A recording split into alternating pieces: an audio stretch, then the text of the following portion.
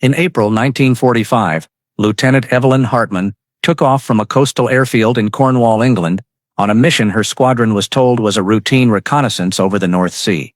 Her P-51D Mustang, tail number 412-772, never returned. The U.S. Army Air Forces declared her missing in action, presumed dead. Her family in Boston received a form letter of condolence and a folded flag. 60 years later, a team of civilian Norwegian divers discovered the rusted remains of the plane at the bottom of the sea, nearly 90 meters deep, hundreds of nautical miles off her planned route, with perforations in the fuselage that didn't match enemy aircraft attack patterns. Inside the cockpit, investigators found an item that made the military consider revealing a sensitive covert mission buried for 6 decades, an operation to recover documents and personnel from a non-existent facility off the Norwegian coast. Captain Rachel Monroe sat silently in her office at Dover Air Force Base, staring at the same stack of personnel files for 20 minutes when the call came. As the Air Force liaison to the Joint POWSAMIAA Counting Command, she was used to cold cases that mostly led to dead ends. Often, discoveries were civilian aircraft wrecks or misidentified military equipment from conflicts decades after World War II. But this call was different. Captain Monroe, this is Detective Lars Nyberg from the Norwegian Coast Guard. We have an aircraft wreck that your database shows as belonging to Lieutenant Evelyn Hartman, reported missing in April 1945. Rachel's pen froze on her report form. Hartman wasn't a rare surname, but the timing stunned her. Evelyn Hartman was her aunt, lost to the family since the war ended. Detective, can you provide more details? Rachel asked. Divers found it yesterday about 40 kilometers off Battery Island. It appears to be a P-51 Mustang, tail number 412-772. The registration traces back to your agency. Rachel opened the database on her computer, typing quickly, and the tail number appeared in a file she'd never seen, marked with a security level requiring clearance beyond her authority. Detective, I'll call you back. Can you secure the site? Already done. But one more thing, we found a wallet in the cockpit, some photos, and military documents. The wallet had Lieutenant Hartman's identification. Rachel stared at the screen, where a black and white photo of Evelyn in uniform stared back from a file marked pending classified historical review. I'll take the earliest flight to Oslo, Rachel said. Hanging up, she sat motionless, trying to process what she'd heard. The missing plane had been found. After 60 years, Evelyn Hartman was coming home, but the discovery's location was all wrong. She opened her personal file cabinet, pulling out folders her mother had left her before passing. A letter from the War Department, dated April 25, 1945, stating Evelyn went missing on a reconnaissance mission near the Shetland Islands, with search efforts focused there, nearly 300 miles from the wreck's location. Evelyn was 27 when she vanished. A fighter pilot with the 352nd Fighter Group, married for 5 months, no children. The official story was simple. Routine mission, plane didn't return, possibly shot down by German naval anti-aircraft fire. A clean death for the family to receive benefits, and a folded flag. But if she was tasked to recon near Shetland, why was her plane deep under the Norwegian Sea? Rachel picked up the phone, dialing Colonel Margaret Hayes, head of Historical Records Review, who had access to classified files. Margaret, I need a favor. What kind? My aunt's plane was just found in Norway. The location doesn't match her last mission. Rachel, you know I can't discuss classified records, even with family. I'm not asking as family. I'm asking as a JPAC officer about to fly out to identify remains and recover a missing aircraft. If there are operational details affecting the investigation, I need to know. A brief silence. Send me the coordinates. I'll see what I can find. And Rachel, Evelyn's file is under classified historical review. That means someone's asking questions beyond my clearance. Before diving deeper into the story, don't forget to subscribe to the channel and hit the notification bell to stay updated with the latest stories. Rachel hung up, a tight feeling gripping her chest. Throughout her childhood, Evelyn's image was a black and white photo on a wooden table in the living room. A proud smile, flight suit snug, eyes deep as if holding the sky. Her mother spoke of Aunt Eve with pride and regret, but whenever Rachel asked about her final mission, the answer was always, the military records say what they say, so we believe them. Now, With the fragment of information from Detective Nyberg and Colonel Hayes' half-admission, she knew the story wasn't simple. Rachel reopened the family file. The War Department's death notice still bore its round stamp, typed words cold and precise. The attached flight path map showed a red line ending near Shetland. She photographed everything, saving it to an encrypted drive. The clock on her desk read 6:40 p.m. She hadn't left the office. A plan formed quickly. Leave Dover tonight, reach Oslo as early as possible, get to the site before the Defense Department locked it down. She booked a ticket through the internal app, choosing a seat near the emergency exit for a quick exit. Then emailed Nyberg, "I'll be there at 8:20 tomorrow morning. Keep the cockpit untouched. Don't let anyone, including the U.S. military, move evidence until I arrive." "Within 10 minutes, he replied. "Understood." Rachel leaned back, eyes fixed on Evelyn's photo on the screen. A scan from the military file, she pictured the 27-year-old woman alone over the sea, her engine roaring under the wings, knowing she was on a mission she might not return from. Rachel's curiosity mixed with a sense of debt. The family had let the story sink into the deep for 60 years, and now the chance for truth lay ahead. She opened the JPAC database, searching for other missing cases from the same period. Most were planes lost near their planned routes, but Evelyn's was hundreds of nautical miles off. She noted, location discrepancy, last-minute mission change, or unrecorded covert orders. Another detail stood out, near the wreck's coordinates. A Royal Norwegian Navy report mentioned a minor skirmish in April 1945, with unidentified combatants. Though only 3 lines long, in intelligence circles, unidentified often meant not meant to be documented. A knock interrupted her thoughts. Lieutenant Pete Callahan, a colleague, poked his head in. "Heard you're getting called overseas? News travels fast." Rachel hesitated, then said, "My aunt's plane. Missing since 1945. They just found it." Pete frowned. "Damn, I thought she went missing near Shetland?" "So did I." Rachel closed the file. "But it's in Norway." Pete let out a low whistle, curiosity in his eyes, but Rachel said, "Long story. I'll tell you when I'm back." After Pete left, she locked the file cabinet, slipping the key into her coat pocket. Outside, Dover's sky was pitch black, the sea breeze sharp with salt. At her small apartment, Rachel opened her mother's wooden chest. Alongside Evelyn's love letters from the base was an unfinished diary. The final pages, dated March 1945, were written in delicate slanted handwriting. "An unusual mission, can't tell anyone. Only know that if it succeeds, it'll save more lives than we can imagine. But it risks losing everything." Rachel photographed the page, a chill running down her spine. Her instinct was right. Evelyn's flight was anything but routine. That night she slept fitfully, dreaming of standing on a ship's deck in the dark, a yellow light reflecting on cold water, and in the distance, a Merlin engine's roar growing closer, then fading into darkness. The next morning, luggage ready, Rachel donned a thick coat, grabbed her military passport, and checked in with a heavy mind. The flight to Oslo took just over 7 hours, but she knew what awaited would forever change how she viewed the war, and the woman she knew only through fragmented stories. As the plane took off, Rachel gazed out at the horizon, red with dawn. A silent promise echoed within. This time, Evelyn Hartman wouldn't be forgotten in silence. The plane landed at Oslo's Gardermoen Airport in morning mist, and just over an hour later, Rachel sat in a silver-gray Norwegian Coast Guard SUV beside Detective Lars Nyberg. He was tall, with short salt and pepper hair, his deep voice clear, but with a Nordic cadence. "We're heading straight to Vari," he said, eyes on the road.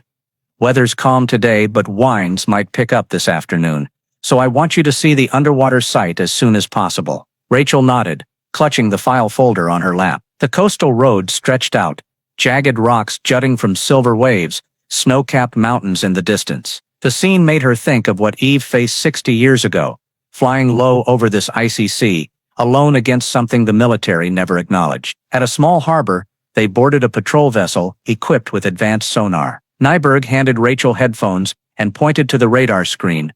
"We located the wreck at these coordinates. It's 88 meters deep, nose buried in soft sand, tail slightly raised. No signs of reef collision, meaning it went down at a reduced speed." As the ship approached the marked site, 2 divers in dry suits with dual oxygen tanks prepared to descend, carrying high-powered LED cameras. Rachel watched the live feed as the lights pierced the murky gray-green water, slowly revealing a long object covered in barnacles and algae. The P-51D emerged like an ancient sea beast at rest. The left wing was broken near the fuselage, drifting a few meters away. The right wing was intact but distorted, with dents along the metal body. On the nose, though the silver paint had mostly flaked off, the faint words "Lady Nightingale" were visible. A nickname Rachel had never seen in any records about her aunt. She jotted it down, her heart racing. Diver 1 moved closer, sweeping the light across the plane, and Rachel saw dozens of evenly spaced holes, larger than 12.7 mm fighter rounds, likely 20 mm or 37 mm cannon fire, shot from below. Nyberg pointed to a 3D diagram on the screen. Based on the angle and placement of the holes, we're almost certain this was fire from a surface ship or submarine while the plane was flying low. That doesn't align with a standard recon mission, which stays at a safe altitude to avoid naval guns. Rachel said nothing, but a question echoed, what was Eve doing here flying low in range of enemy ships? The camera shifted to the cockpit, its canopy shattered, seaweed threading through the iron frame like black ribbons. The pilot's seat remained intact, safety straps unbuckled, some instruments floating in the compartment. Diver 2 carefully retrieved a 30 centimeters metal tube sealed with rubber stoppers, placing it in a waterproof recovery bag. Next came a faded leather wallet, revealing yellowed papers, small photos, and a military ID reading, Lieutenant Evelyn Hartman, USAAF. Rachel gripped the armrest as the image appeared on the screen. Though she'd seen many photos of Eve, seeing her ID lying under the sea for 60 years was overwhelming. Nyberg said quietly, "We'll take all evidence to the forensic lab in Bodø. You can oversee the unsealing process." As the divers surfaced, they brought a small, tightly bound leather pouch, likely a map case. Everything was sealed and labeled as evidence. On the return trip, Nyberg said, "This location is far from normal shipping routes. We found no debris other than parts of this plane. That suggests it went down nearly intact, not exploding midair." Rachel asked, "Is an emergency sea landing possible? If so, the pilot didn't stay with the plane." But there's no sign of a deployed parachute or life raft nearby. In the Norwegian Coast Guard's temporary storage room, Rachel sat before a stainless steel table, still cold from the morning dive. The metal tube, wallet, and map pouch were neatly arranged, sealed with Norwegian security tape. A forensic technician handed her a witnessing agreement for the unsealing. Rachel signed and nodded to proceed. Pulling a chair close, she tried to stay calm, but a strange mix of eagerness and fear churned inside. As the utility knife sliced through the plastic seal, the soft tear echoed in the quiet room. The technician removed the rubber stoppers, carefully emptying the contents. A roll of oilskin paper, tied with faded cloth string. Rachel, gloved, untied the knot, the musty, salty sea scent rising. A smell clinging to these items for over half a century underwater. Inside the oilskin was a stapled document, its cover stamped in red, classified. Eyes only. USAAF. The pages, though yellowed, held clear typed text. Operation Sea Lark. Directive number 17. Rachel skimmed the first lines, blood draining from her face. Lieutenant Evelyn Hartman's mission was explicit. Approach Extraction Point Bravo at precisely 14 o'clock local time. Contact an Allied captured German submarine, retrieve 8 assets, all intelligence personnel with strategic knowledge, and extract them before the German fleet detected. The final directive was blunt. Volunteer pilot, expendable asset. Rachel gripped the paper's edge, eyes locked on that phrase. In military terms, expendable was the cruelest word, sacrificable. No need for recovery. They'd sent Evelyn on a mission with near-zero survival odds, never recorded in official files. Next was a nautical chart of the Norwegian coast, marked with a red X about 40 kilometers offshore, matching the wreck's coordinates. Near the X, a handwritten note, distinct from the typed text, slanted and sharp, running out of time. Albatross suspect. Rachel pointed to it, asking Nyberg, standing nearby, "Do you know what albatross is?" He frowned. Could be a code name for a person or ship, but suspect suggests someone internal wasn't trusted. The leather wallet was opened next, revealing a photo of a man in naval uniform beside American and British officers. The back read, in English, "To Eve. Until we meet again, W." There were also 2 small photos of a coastline and a German Type 7 submarine, U-479, moored in a narrow bay. Rachel's throat tightened. Among the 8 assets in the document, one was listed as naval intel, high value. Was the man signed WK one of them? The worn map pouch revealed a thin leather-bound notebook, its pages scrawled in pencil, many words blurred. The first page read, "If I don't return, don't let them forget this." Below were fragmented notes. Bravo beacon not responding. Smoke on the horizon. Albatross no longer reliable. Another page sketched a submarine deck, marking the radio room and a secret compartment. Rachel sat silently, feeling like she was piecing together a puzzle soaked in salt water too long, its edges faded. She knew, if this information surfaced, it would rewrite a chapter of World War II and Evelyn's death. Not a failed routine mission, but a betrayed operation from within. Nieberg handed her a small envelope. "We found this wedged behind the pilot's seat, unopened." Rachel used tweezers to extract a paper folded in quarters, bearing 4 capitalized words, "Cia Lark Compromised." No date, no signature. A chill ran down her spine. Someone, perhaps Evelyn herself, had left this final warning. "Captain Monroe," Nieberg said, his voice low, "if what we're seeing is real, there may still be people alive who know. And not everyone wants the truth out." Rachel nodded, eyes fixed on the classified documents. "I know," she replied. "But I also know I can't stop here." Leaving the storage room, Rachel carefully tucked copies of all evidence into a personal security bag. Outside, Vary's sea breeze whistled through moored masts, carrying a biting salt chill. She looked to the horizon, where sea and sky merged, a question unanswered in her mind. What really happened at Extraction Point Bravo that April afternoon in 1945, and who was the albatross that pulled Evelyn's flight to the bottom of this sea? The next morning, Rachel woke in the Coast Guard guest house's small room, the nautical chart spread across the table, the desk lamp still on from the night before. She'd stayed up nearly all night, staring at the red X on the old chart from the metal tube, comparing it to modern Norwegian maps. Extraction Point Bravo lay in deep waters near an underwater ridge, about 40 kilometers offshore, a spot few civilian ships crossed, with no official commercial routes, perfect for a covert meeting or an ambush. Nieberg picked her up in the silver Land Cruiser, bringing hot coffee and a thick file. "I spoke with the Naval Library in Trondheim," he said while driving. "They've agreed to let us review German naval reports and Norwegian resistance records for activity in this area in April 1945. Rachel sipped the coffee, its bitter bite sharpening her focus. "Any mention of the submarine U-479? "Yes.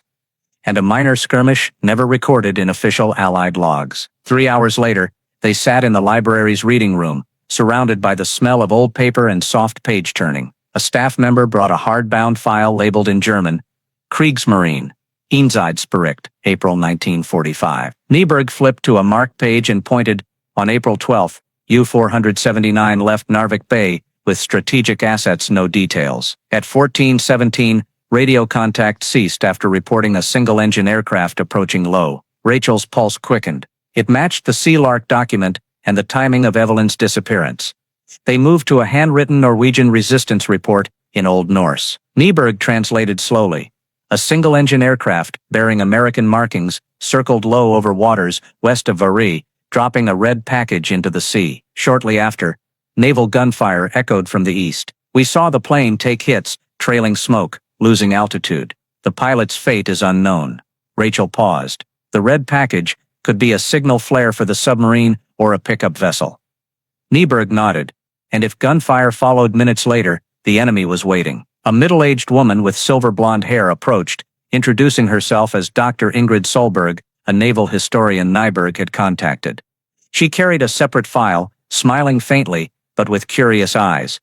"I heard you mention U-479. This is a copy of a German officer's log, donated by his family last year. There's a section I think you should see." She opened a page, dated April 12, 1405, "Received light signal from southwest, 1412, target is Allied aircraft. 1415, received orders from Albatross to hold position and wait. 1417, naval guns opened fire. 1420, aircraft down. No pilot surfaced." Rachel reread the line about orders from Albatross to hold position. So Albatross wasn't just Evelyn's suspicion, but a real entity with authority over a German submarine. If Albatross was a high-level Allied traitor, she said, They could have fed the Germans the exact time and place of the extraction. Ingrid nodded, and that means Operation Sealark was compromised before it began. They continued searching the archives, finding a Norwegian naval chart marking a large underwater explosion in late April 1945, suspected to be a submarine self-destruction, just 5 nautical miles from Extraction Point Bravo. Rachel wondered, was U-479 destroyed to erase evidence, along with all assets aboard, or did it escape, carrying the people Evelyn risked her life to save? On the drive back, Norway's sky was heavy and gray, with light rain on the windshield. Rachel looked out to the sea, picturing her aunt flying low over the water, spotting the target submarine, dropping the signal, and then German naval guns tearing the sky apart. A mix of helplessness and anger rose within her. They'd planned a rescue and placed a young woman as bait, only for a traitor to turn it into an execution. Nyberg broke the silence. There's someone who might help us piece together the missing parts. Harold Soren, a former resistance sailor, 92 years old, living in a small village near Bodø. He reported seeing the plane crash, but his story was never fully documented. Rachel turned to him. Can you arrange a meeting with him tomorrow? Nyberg nodded.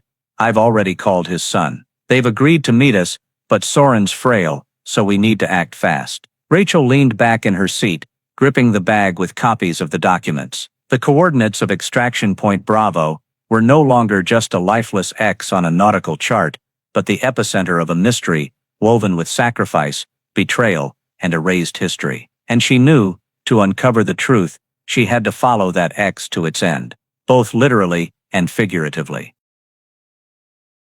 The road to Harold Soren's house wound along a slope facing the sea, flanked by white-painted wooden homes backed against mountains, their fronts turned to silver-gray waves. As Nyberg's car stopped before a small red-roofed house, Rachel heard the steady murmur of the sea, a reminder of what she was chasing. Harold's son, a middle-aged man with deep blue eyes, opened the door. My father's very weak, he said softly in English, but still sharp. He's been waiting for you. Inside the room was warm with the scent of pine and fireplace smoke. Harold Soren reclined in an armchair by the window, a wool blanket across his knees. He was gaunt, his skin wrinkled like old paper, but his eyes were bright and deep, as if still holding the memories of his 20s. Rachel bowed slightly, introduced herself, and got to the point. I'm the niece of Lieutenant Evelyn Hartman. I believe you saw her plane go down in 1945. Harold studied her for a long moment, then nodded slowly. His voice was hoarse but clear. I remember that day like it was yesterday. April 12th, calm afternoon, sea flat as a mirror. We were on a disguised fishing boat, running observation for the resistance. I was only 21. He paused to catch his breath. I saw a single-engine plane come in low from the southwest. Very low. It circled once and dropped a red object into the sea, probably a signal flare. Then, naval guns fired from the east. The blast shook my chest. The plane took hits on the right wing, smoked and descended until its nose hit the water. Rachel asked, Did you see the pilot? Harold gave a tired smile. Yes, I saw someone climb out of the cockpit as the plane partially sank. They swam toward us, and when they got close, I realized it was a woman. Dark hair, resolute face. We pulled her aboard, and she could barely breathe from the cold. He glanced at Nyberg. She said her name was Eve, and her first words were, Someone on our side sold us out. The room seemed to still. Rachel kept her voice steady. What happened next? Harold closed his eyes, recalling. We took her to a storage shed at a small island port, lit a fire to warm her. She had a leather pouch, maps and papers, I guessed, and insisted on contacting the Allied fleet. We had a small radio, but the signal was heavily jammed. She sent a short message, mentioning Bravo and warning that Albatross was compromised. Then, that night, German soldiers raided. He paused, his gaze distant. It was a lightning attack. I was hit by shrapnel in the shoulder, passed out. When I woke, she was gone. They said the Germans took her onto a patrol boat and left in the night. I never saw her again. Rachel felt a weight in her chest. Everything aligned with Evelyn's notebook and the Sealark documents, except now she knew Eve survived the crash, fought to complete her mission, and was captured while warning of a traitor. Did you keep anything from that day? She asked. Harold nodded slightly, gesturing to his son. The son returned with a small wooden box, revealing a carefully wrapped oilcloth. Inside was a miniature resistance radio and a yellowed paper with faint, capitalized words. Albatross compromised. Rachel held the paper, feeling as if she were touching the last fragment of her aunt's memory. Harold said softly, "I kept it for 60 years, waiting for someone who'd need it. I think today's that day." Nieberg turned to Rachel, voice low. "We have direct evidence from a living witness. If that message was sent, it might be in military communication logs from the time." Rachel nodded, slipping the paper and radio into her security bag. As they left, Harold called after them. "If you find the truth, let people know Evelyn Hartman didn't die for nothing. She fought to the end." Stepping outside, the sea breeze stung Rachel's face, and she clutched the bag as if afraid it might slip away. Harold's every word, every piece of evidence he provided, not only brought her closer to the truth, but made the name Albatross heavier than ever, the one who turned a rescue operation into a deadly trap and pulled her aunt into the abyss of history. Back in Baudet, Rachel and Nyberg rented a small room in a quiet harborside cafe to examine Harold's evidence closely. Dim light from the window fell on the wooden table, where the miniature radio and Albatross compromised note lay like silent witnesses to a crime hidden for 6 decades. Rachel, gloved, carefully opened the radio's casing. Inside, the components were rusted, but the core with its circuits and coil remained intact. "This type could only transmit short-range signals," Nyberg said.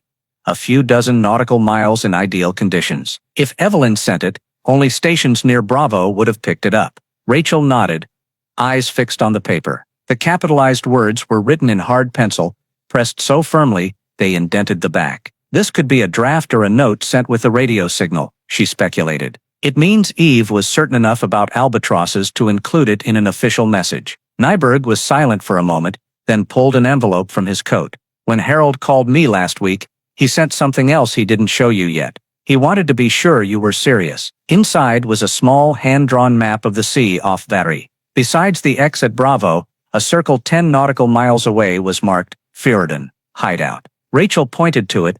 "This could be where the resistance took Evelyn after saving her." Nyberg nodded. "Or where they gathered to meet the submarine. If so, it might hold more evidence." They decided to contact Harold again the next morning for clarification.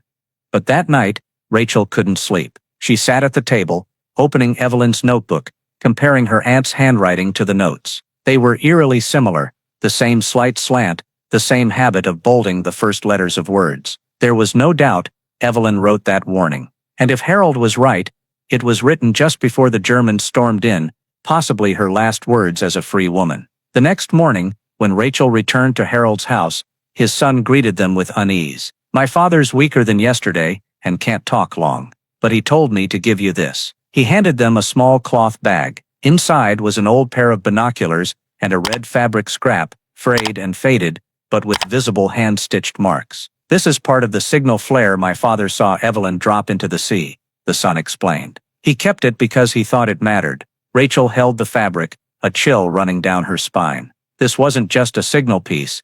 It was physical proof Eve had tried contacting the ship or submarine at Bravo. And if it was never retrieved, the rendezvous was completely disrupted. Leaving Harold's, Nyberg suggested visiting a nearby Norwegian resistance archive. Their personal records of fighters were preserved post-war. In a box labeled Leif Gunderson, a resistance member active near Bravo, Rachel found a brief diary entry dated April 13, 1945. "In hasty blue ink, American captured last night. We lost contact with the submarine. Bravo silent. Word is albatrosses ordered a delay." Rachel showed the paper to Nyberg, their eyes meeting. Both realizing the story was clarifying, Evelyn reached the rendezvous, sent the signal, but instead of meeting the rescue submarine, she was betrayed and captured. Albatross wasn't just a traitor, he directly controlled the operation's timing and location. That afternoon, they returned to Rachel's room to piece together the evidence. On the table, she laid out everything: the Bravo chart, Evelyn's notes, the warning paper, the resistance diary, the red fabric. Arranged chronologically, the story emerged as a tragic sequence. The covert Sea Lark order sent Eve to Bravo. Drop the red signal. German naval guns ambush plane hit. Emergency sea landing. Eve rescued by resistance sent radio warning about Albatross, captured by Germans that night. Nyberg leaned back. Now the question is, where did she go after capture? And did any of those assets survive to tell the story? Rachel was silent, but inside, She knew this was a critical turning point. The trail of Eve's fate post-capture might have been erased from official records, but somewhere, in forgotten documents or another witness's memory, the final piece remained. That night, Rachel opened her laptop, accessing JPAC's internal system with her clearance. She searched Allied radio logs in Northern Europe for the second week of April 1945. After dozens of dead-end results, she paused at one unidentified signal. Source: Shetland Relay. Content: Bravo, Albatross. Compromised, signal lost after 6 seconds. No sender, no recipient. Just a note: disregarded, possible radio interference. Rachel leaned back, heart pounding. This was Evelyn's message. It was received, recorded, but ignored, or deliberately dismissed. If someone in the system labeled a warning like that as interference, it meant the traitor had enough influence to control Allied responses. She closed the screen, looking out at Norway's endless night sea. Harold's account, the documented evidence, all pointed to one conclusion: Albatross was the key to every mystery. Finding him would not only reveal the truth about Evelyn's death, but expose a dark chapter of history buried for 60 years. The next morning, Rachel received an email from an anonymous address. The subject read, "Stop digging now." The message was one line: "Some secrets are buried to protect the living." No signature, no sender details, but attached was a scanned document, stamped, "Top Secret." Allied Intelligence Committee, 1946. Rachel opened it, eyes locking on the title, Post-Operation Sea Lark Report. The lines that followed chilled her. Extraction objective failed. All asset personnel lost. Volunteer pilot Lieutenant Evelyn Hartman, confirmed killed in action. Cause enemy fire, no evidence of internal interference. Rachel knew this was a blatant lie. She had proof of the Albatross compromised warning, Harold's testimony, and the resistance diary mentioning a delayed order. Yet the official report erased all traces of betrayal, framing a sabotaged operation as a clean failure due to enemy strength. The file reaching her wasn't random. Someone with access to classified records, bold enough to send it, was delivering an ambiguous message: "You know, but don't go further." Neberg entered with coffee, saw Rachel's expression, and frowned. "What's wrong?" She showed him the screen. He read it, then said softly, "They're telling you the truth isn't for the public." Rachel sighed. "But they're also confirming what I've found is real, and someone's watching our every move." They decided to leave Bodø to avoid attention, moving to a small hotel in Tromsø for discreet work. There Rachel organized the evidence into 3 groups: physical artifacts, witness testimony, and archival data. Looking at the paper-strewn wall, she noticed one detail standing out. Every piece pointed to the same conclusion. Albatross not only betrayed the operation, but was protected post-war. That evening, Neberg returned from a call with an old colleague in German federal police, bringing news. There's a sealed file in Berlin about a German spy who defected to the US in 1947. Codename, Albatross. No real identity, but the file says he worked with high-level figures on both sides during the early Cold War. Rachel felt the pieces clicking. If Albatross was shielded by the US, covering up Sea Lark was inevitable. But one question haunted her: did Evelyn die of her capture or live longer? The answer lay in a Gunderson diary line she hadn't studied closely. 3 days after the capture, rumors said the American was taken to a ship bound for Kiel. Kiel, Germany's northern naval base, where high-value prisoners were held before the war's end. Rachel opened her laptop, searching JPAC's database for Allied prisoners recorded at Kiel in April, May 1945. After dozens of pages, she found a stray report: female prisoner, nationality unknown, approximately 27 years old, dark hair, refused to give name. Transferred from Kiel on March 5, 1945, under special orders. No destination listed, but the description matched Evelyn perfectly. She was alive, Rachel said softly, almost to herself. Neberg looked at her, his gaze both grave and sympathetic. If so, what happened next might be worse. And someone still alive may know exactly what. Rachel knew she was treading thin ice, with a deep abyss of secrets hidden for 60 years below. But like Evelyn before her, she'd gone too far to turn back. No matter how thick the web of lies, she was determined to tear it apart, before someone forced her silence forever. The next morning, Rachel and Nyberg boarded a private survey ship to reach the Farden hideout circle on Harold's hand-drawn map. The sea was unusually calm, its ripples like trembling glass under a light breeze. The ship slipped into a narrow fjord framed by sheer cliffs, the water deep green and bottomless. This was the kind of place where sound seemed swallowed, and Rachel could imagine the Norwegian resistance anchoring here, awaiting signals from offshore. The ship's divers donned dry suits and underwater cameras. They descended along guide ropes, lead lights piercing the dark water. On the screen, Rachel and Nyberg saw rotting wood, rusted iron, and a sunken dock-like structure. The divers moved deeper, and suddenly, the lens panned to a long, narrow object covered in moss and sea sand.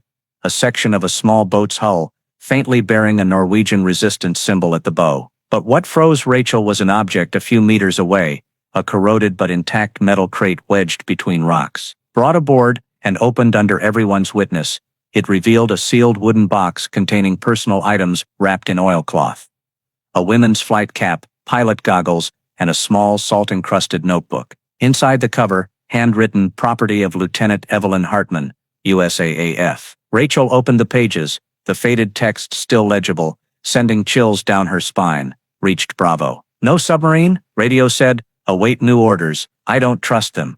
Dropped signal. Naval guns appeared from east. Hit. Plane losing altitude. Jumped into sea, pulled up by resistance. They say Albatross ordered submarine to stay offshore. Someone among us betrayed us. The final lines trailed off, ink smudged into streaks.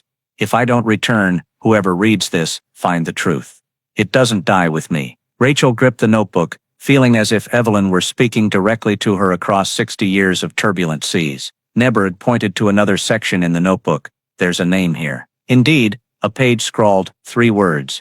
W. Kessler, Albatross. Rachel immediately recalled the photo found in Evelyn's wallet, the man in naval uniform who signed WK on the back. Now, these 3 words were the first direct link between Albatross and a real name. They quickly began searching, and within hours, Nyberg uncovered a German military file on Wilhelm Kessler, a naval intelligence officer stationed in Narvik, who mysteriously disappeared at the war's end. But a U.S. copy of the file told a different story. Kessler was brought to America in 1947 as a valuable asset, living under a new identity on the East Coast. If this was the same man, it wasn't just wartime betrayal, it was a covert deal to bring a traitor to U.S. soil and protect him for decades. As the ship returned to Tromsø's harbor, Rachel stood on the deck, the wind stinging her face, but her mind pieced together the puzzle. Beneath the waves of this narrow fjord, Evelyn had left her final evidence, a notebook naming the truth, and a man. The web of lies was thick, but no longer intact. Nyberg stood beside her, voice low. Now you have 2 choices. Expose Kessler's name and face the consequences, or keep digging for undeniable proof. Rachel closed the notebook, gazing at the silver-gray horizon. I'll find everything I need so no one can bury this story again. Evelyn faced waves and bullets. I'll face this silence. She knew from this moment, Albatross, or those who inherited his secrets, would see her as a threat. But in that cold Norwegian sky, above the deep sea, Rachel felt a burning resolve. The truth had slept under the waves long enough, and now it was time to bring it to light. That evening, as Rachel and Nyberg returned to their Tromsø hotel, her phone buzzed with a text from an unknown number. If you want to know about Kessler, meet me at 10 p.m. at the Old Harbor. Come alone. No further explanation, just GPS coordinates, leading to an abandoned warehouse by the water. Nyberg glanced at the screen, frowning. Could be a trap, Rachel replied softly. Or it could be our only chance. But you'll be nearby. Tromsø's night was freezing, breath turning to white mist under dim yellow streetlights. Rachel wore a black coat and wool cap, hiding Evelyn's notebook inside her inner pocket. At the Old Harbor, the sea breeze carried the scent of rust from abandoned cranes. She stepped into the rotting warehouse, the floorboards creaking beneath her. A man stood in the shadows at the far corner, wearing a long coat and a cap pulled low over his face. His voice was hoarse, worn by cigarettes and age. You're Monroe? Yes. And you? The man gave a faint laugh. I used to work for them, for him. Kessler. He stepped closer, revealing a gaunt face, pale blue eyes sharp with caution. They still call him Albatross, but few know he didn't die after the war. The U.S. brought him to New York, gave him a new name, and he lived there until 1982. He didn't just betray your girl's mission, he sold out the Norwegian resistance network to the Germans for a safe deal. Rachel's grip tightened. How do you know this? I was a translator during German prisoner interrogations after the war. I translated Kessler's words. He bragged about a beautiful American female pilot he eliminated to keep his submarine hidden. He said she was smart but trusted too much. His voice dropped. I think he was still proud of it. Rachel pulled out Evelyn's notebook, opening to the page with W. Kessler, Albatross, and showed him. The man nodded, his eyes flickering. That's him, no doubt. He glanced around, lowering his voice. But listen, you're not the only one looking for him. Some who survived because of him won't let you dig long. You've been watched since you left Bodie. At that moment, a car engine roared outside. Headlights swept through the door's cracks, then stopped. The man flinched, retreating into the dark. They're here. Take the back exit. Don't come back. He nudged Rachel toward a narrow path leading to the container yard behind the warehouse. She ran, heart pounding, just as Nyberg appeared a few meters away, hand on a concealed pistol in his coat. Ahead, two figures in dark clothing emerged from the car, but Rachel and Nyberg slipped around the corner, weaving through the container maze, then sliding down a slope to the coastal road. When the engine roared again, they were at a safe distance, hearing only the waves in their own racing pulses. Back at the hotel, the stranger's pale blue eyes haunted Rachel. He knew more than he'd said, but she wasn't sure she'd see him again. One thing was clear, Kessler was no longer just a name in a notebook. He was a real figure, protected by a powerful network. And now, Rachel had stepped into dangerous territory, where each move could be her last. The next morning, Rachel received a call from an unknown number. A man's voice, slow, clear, and cold. Miss Monroe, if you want the rest on Kessler, come to the Aurora Hotel, room 614, at 3 p.m. Alone. And leave the notebook behind. Before she could ask, the line cut. Nyberg objected immediately. It's clearly a trap. They know you won't leave Tromsø without answers. I'm coming. But Rachel shook her head. If I don't go alone, they might vanish, and we'll lose the trail. She only asked Nyberg to wait at the cafe across from the hotel, watching all exits. At 3 p.m., Rachel entered the Aurora, the elevator taking her to the 6th floor.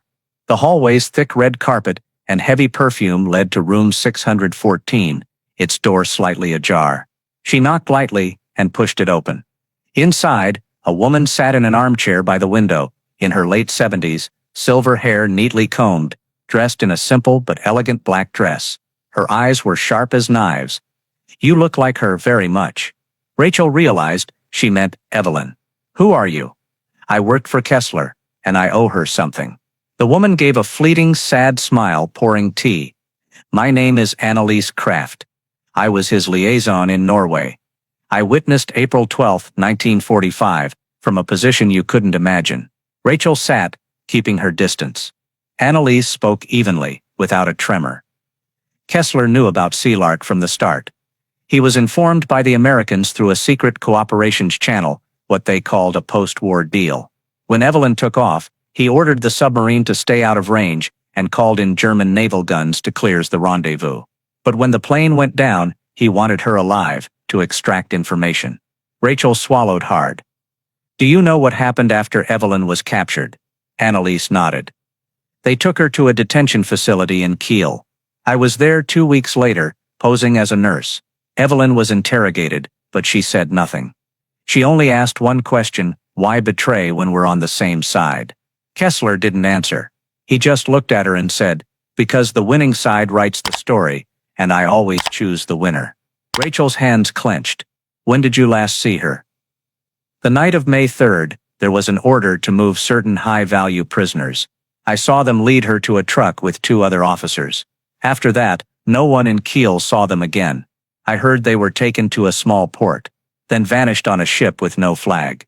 Annalise leaned back, sipping tea. I'm telling you this because I've lived long enough to know silence saves no one anymore. Kessler's been dead for over 30 years, but those who inherited his network aren't. They won't let you expose this story, and they won't hesitate to act as he did. The door suddenly swung open, 2 men in dark suits stepping in. Annalise glanced at them and whispered to Rachel, go now, they're here for me, not you. And, look in Reykjavik. He left something there. Rachel sprang up, heart racing, slipping past the men and darting into the hallway. As the elevator took her to the lobby, she glanced at the cafe across the street and saw Nyberg standing, eyes scanning. They left the area immediately, not looking back. Annalise's words echoed in Rachel's mind. Reykjavik, a new lead, but also a warning that each step forward would be more dangerous than anything she'd faced. Nyberg's car left Tromsø in cold rain, tires rolling smoothly along the coastal road, but neither spoke. Rachel sat in the passenger seat, clutching Evelyn's notebook as if it might vanish. The name Reykjavik burrowed deep into her mind. Not a specific coordinate, but enough to open a new path and a reminder that the enemy was still one step ahead. Nyberg broke the silence first. You know, if we go to Iceland, you'll cross a line where turning back isn't an option. Reykjavik isn't just a place, it could be a link in the network that's protected Kessler for decades. Rachel nodded slowly. Eyes on the misty horizon, I crossed that line when I saw the Albatross compromise note. I'm not worried about danger. I'm worried that stopping now would bury everything Evelyn did again. They stopped at a small roadside cafe to plan. Nyberg opened his laptop, pulling up a map of Reykjavik's port and old military sites from the Cold War. There's an abandoned warehouse in the Grandi area, once a U.S. Navy supply point, he said, pointing to a dark patch on the map. If Kessler operated here, he might have left something. Rachel followed his finger, her pulse quickening. 3 days later, they landed in Reykjavik amid whipping winds and rain showers. The city was oddly peaceful, its colorful roofs seemingly unconnected to the deadly secrets Rachel pursued. Yet, beneath that calm, she felt an invisible pressure, as if every glance could be a watcher. Nyberg rented an old pickup truck, driving them to Grandi at dusk. The warehouse sat by the water's edge, its weathered wooden walls and rusted chain-locked door looming. They slipped on gloves, cut the chain with bolt cutters, and entered. The air reeked of damp wood and old engine oil.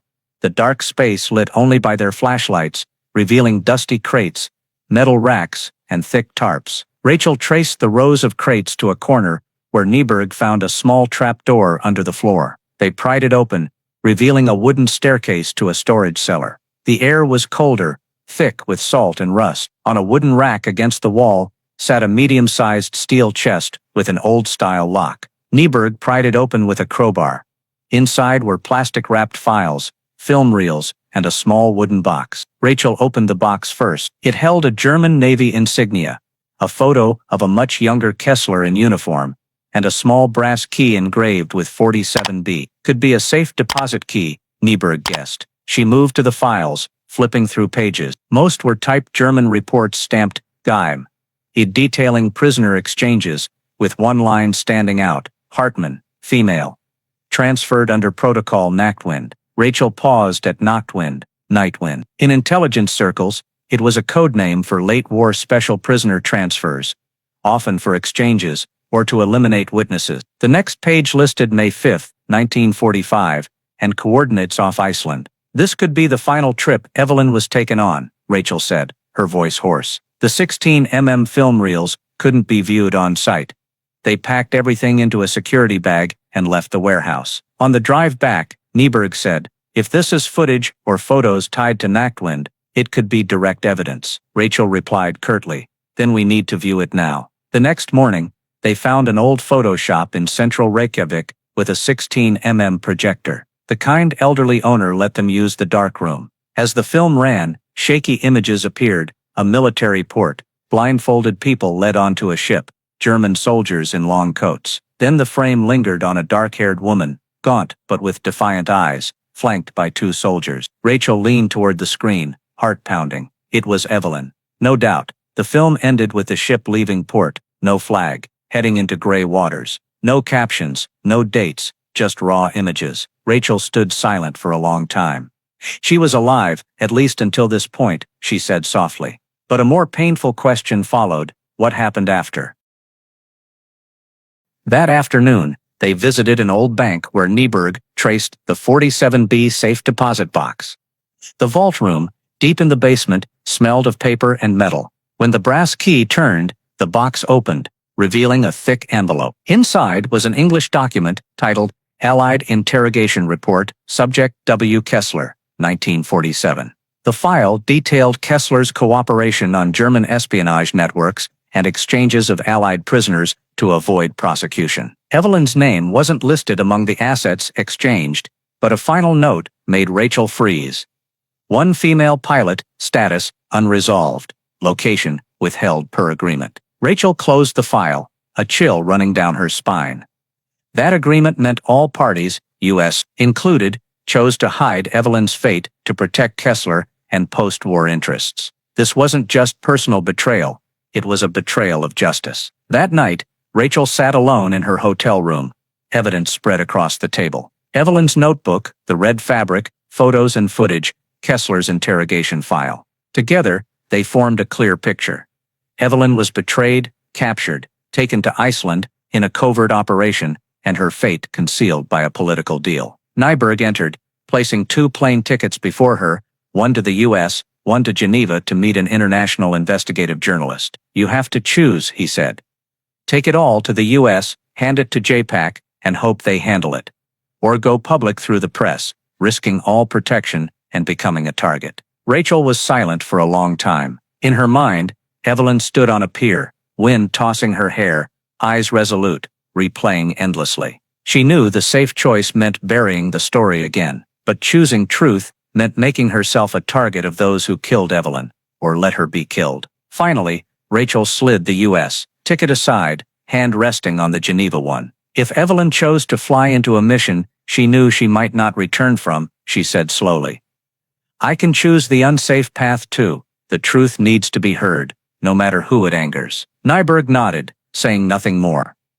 Outside, Reykjavik lay calm under golden lights, but Rachel knew somewhere, the Atlantic's waves still crashed against the shore, echoing an unresolved past, and she'd decided no more lies would survive this journey. The story of Rachel Monroe and her quest for the truth about Lieutenant Evelyn Hartman's fate is not just a historical case unearthed, but a powerful reminder for today's American society about the value of transparency, courage, and resolve under pressure. Throughout her journey, Rachel faced countless barriers, official records distorting truth, veiled threats, and a network of power that once shielded traitors like Kessler. Despite knowing her path was fraught with danger, she prioritized truth over personal safety. This is a critical point for reflection in today's context, where misinformation, distorted facts, and group interests can obscure reality. In the story, the A.L. Betros compromised note, or Evelyn's salt-soaked notebook, were seemingly small but pivotal in exposing betrayal. Similarly, in modern life, overlooked or unimportant details can be keys to justice. The lesson is clear: don't dismiss anomalies, and be ready to question truths presented too perfectly. The story also reminds us that protecting justice is never easy. There will always be pressure, threats, or temptations to give up. But like Rachel, if we value truth and honor, we must press forward, even when it makes us a target. In a democratic society, individuals who dare face danger to expose truth are the ones who keep freedom's foundation strong. If you want to continue following journeys for truth like Rachel and Evelyn's, hit subscribe to not miss any stories. Thank you for watching, and see you in the next video, where we'll keep unveiling secrets buried by time.